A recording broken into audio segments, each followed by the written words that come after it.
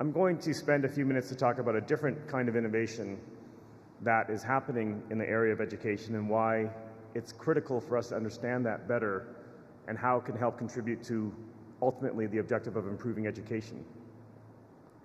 The traditional, perhaps, view that companies are there just to give some money, give away some free equipment, and be there for the nice photo op and not result in any sustainable long-term contribution. That private sector, that civil society is increasingly being engaged at the policy level, at the front end, helping set strategy, helping teach the trainers, provide them with the necessary skills, be involved with the actual outcomes of the education system itself.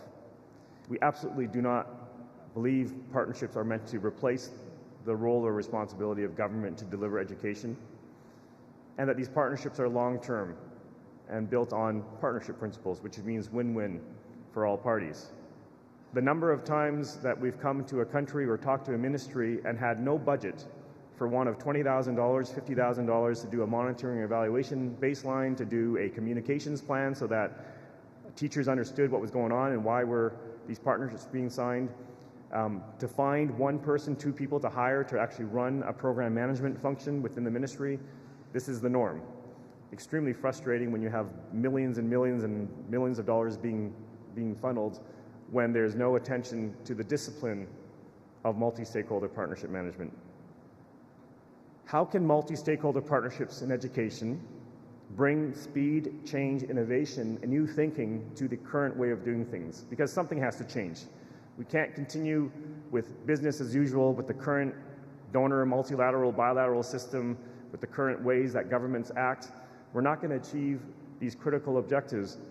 How can partnerships inject new life, innovation, speed to changes?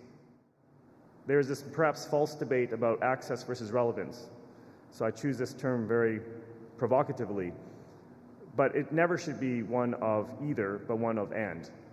Unfortunately, there has been a lot of access, as there should be, with perhaps the lack of attention on critical issues like quality, 21st century skills, entrepreneurship, global citizenship. I'm sure there's a laundry list of these terms that people can come up with on why we need to be focusing on relevance. How can partnerships help reframe and refocus this? If you have private sector or civil society or foundations who are now involved in education, who have a fundamental mission about creating employable workforces or about creating specific skill sets, 21st century skill sets into kids, this will also shift the dimension because that will influence the focus of the strategy and the policies.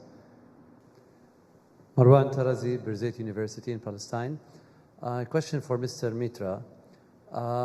My question is, how do you mainstream what you've done? How can it become institutionalized? How can we go and see that a whole school or a schooling system is benefiting from what you're doing and it's becoming mainstreamed? That's a great question. Great question. I don't have an answer to that. My counter question is, am I the best person to tell you that?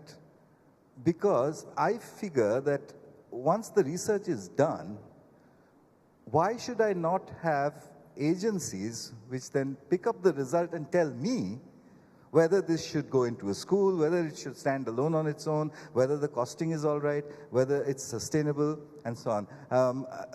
I don't know if this is making sense, but it troubles me a lot because I find often enough scientists are asked, how do you make this into a business? And my answer is, well, I don't have an MBA. It seems to me the first and the fourth presenters were talking about improving education through new structures.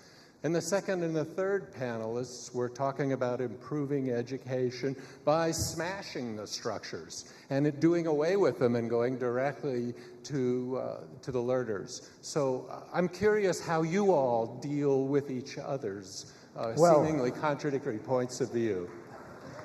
I would love to see a head of state create a national education strategy that includes Professor Mitra and Biz Stone as advisors of the government, that puts aside budget to create pilots on hole in the wall that are part of the fabric of how the education strategy will be rolled out with a designed failure rate, because not all these are going to work. This is exactly what some countries the Palestine I will particularly mention is exactly what is being set up, is the structure under the government's leadership to create and encourage innovation. So I don't think these are contradictory at all. The reason why education doesn't change is because of the teaching of the teachers. So I got a question for you. Do you think it's possible to build a self-organized learning environment for the teaching of teachers so they know what it is? Good, good. That's a lovely question, and excellent, yes.